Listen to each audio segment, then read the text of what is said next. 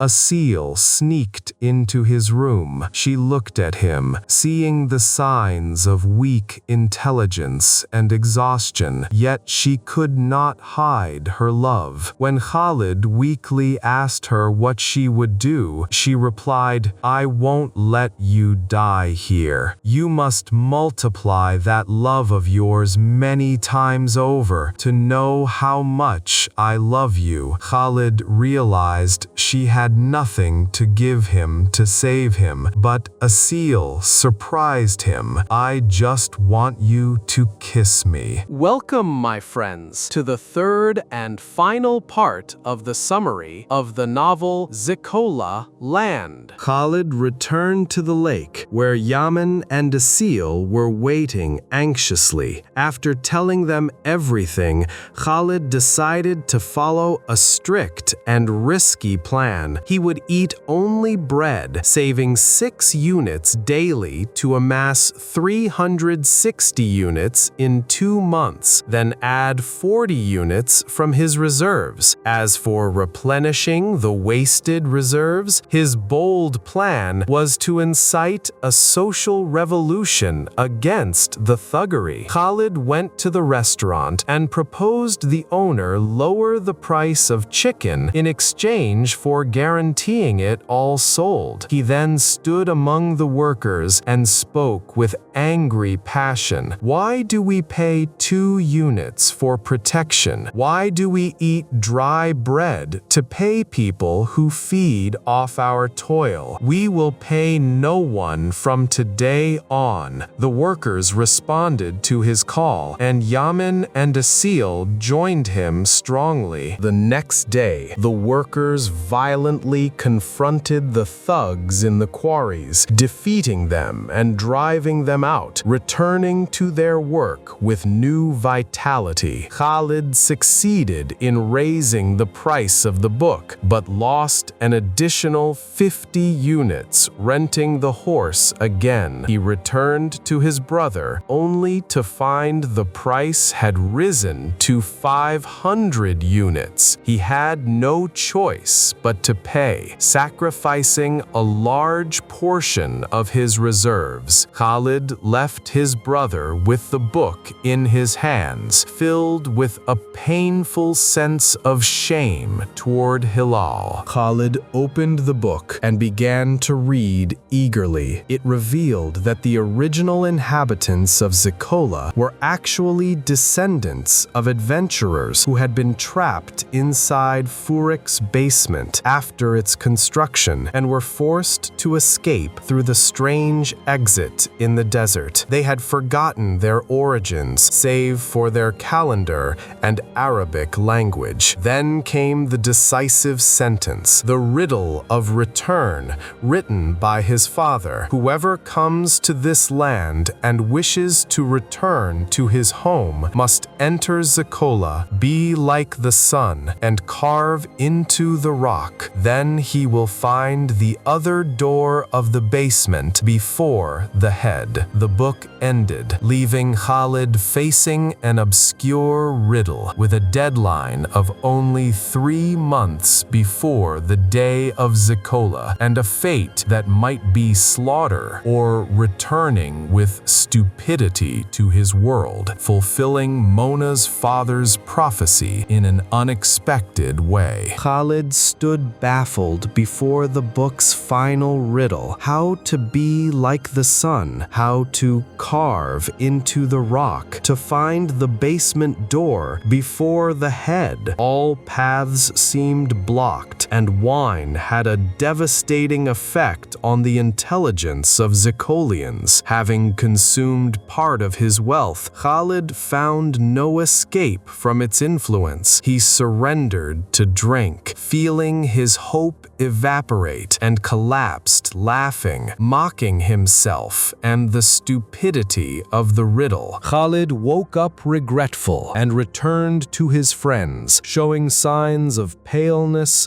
and lost vitality, proof of his eroding mental wealth. The three tried to solve the riddle until Khalid, aided by Yaman's mention of rocks in the western region, realized it pointed to the the sun's direction, from the east where he entered to the west where he must return, and that carving into the rock meant attempting to breach the wall of Zikola itself. The three set off for the western region. At the height of their search, Asil ran up breathless, confirming she had found the solution. The head was not a statue, but the vertex of the right angle where the walls met. They reached the spot and found Furik's drawing upon it, proof that this was the way back. But their joy was incomplete. The door, according to the riddle, lay outside the wall. Worse, scratching or carving the wall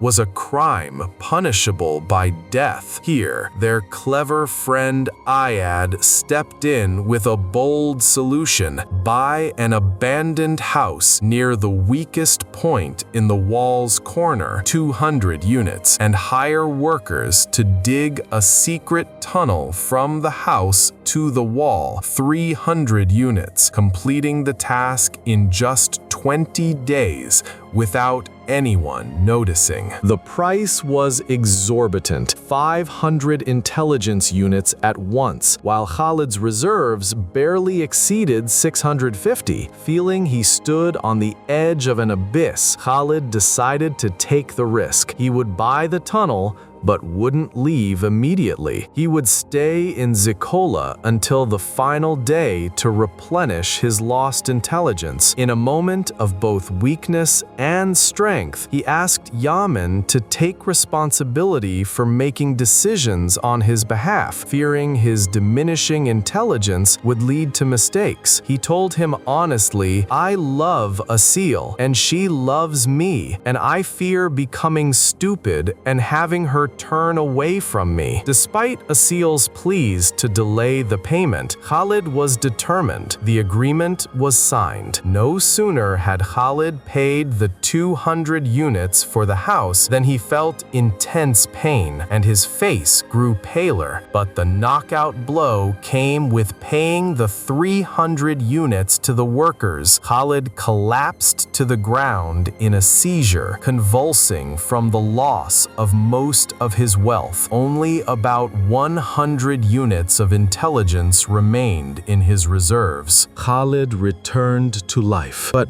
he was no longer the same. He became like a small child, full of questions, repeating the same one over and over, leaving Yamin to care for him with patience and guidance. Everyone worked to help Khalid reach his goal. As the tunnel neared completion, Khalid decided to confess his love to Asil through the notes he had been writing. Yamin gave the papers to Asil. She began reading them with eagerness and joy until she reached the part where Khalid spoke of his old love for Mona, reading an incomplete, cruel sentence. "What I know is that I have loved no one but Mona all my life." A page fell from her hands, and Asil returned to her room, heart torn with grief, believing his love for her was merely sympathy. Meanwhile, as Khalid roamed the city, happy about the tunnel nearing completion, soldiers surrounded and seized him. The reason: the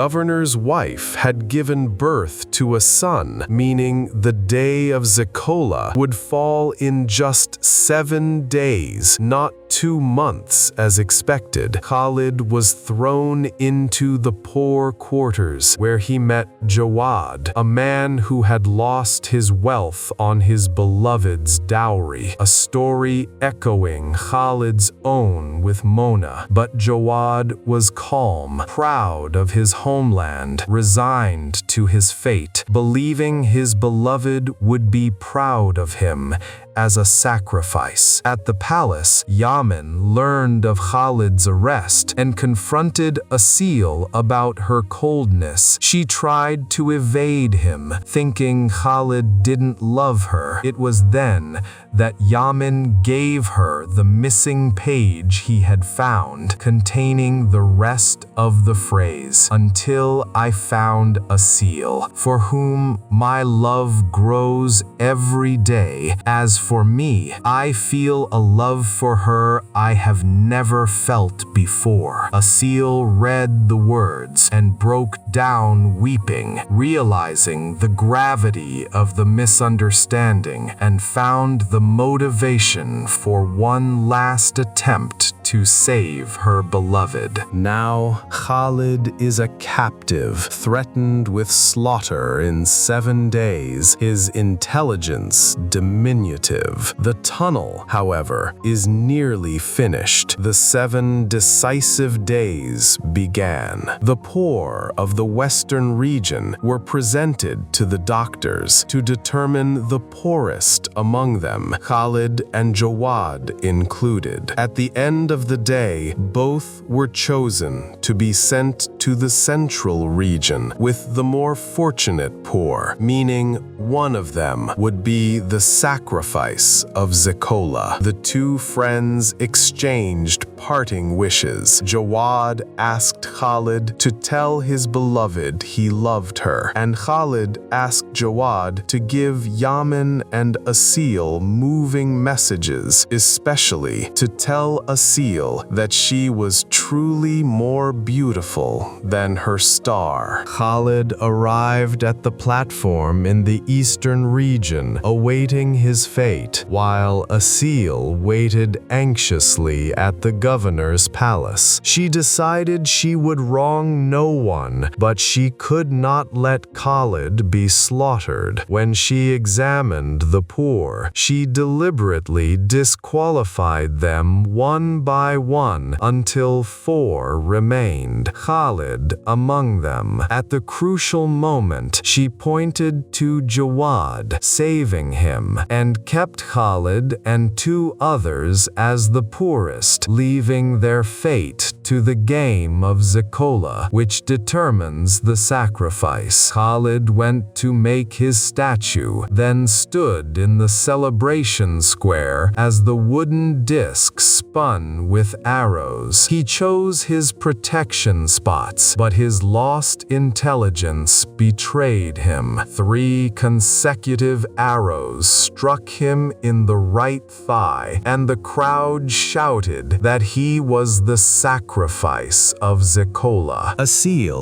left the platform, blaming herself for what happened, certain she was the cause of his doom. Khalid was taken to the poor man's house. That night, his head and beard were completely shaved in preparation for the slaughter. At dawn on the day of sacrifice, Asil sneaked into his room. She looked at him, seeing the signs of weak intelligence and exhaustion, yet she could not hide her love. When Khalid weakly asked her what she would do, she replied, "I won't let you die here. You must multiply that love of yours many times over to know how much I love you." Khalid realized she had nothing to give him to save him, but Asil surprised him. "I just want you to kiss me." She then placed a tender kiss between his eyes, bade him farewell, and left.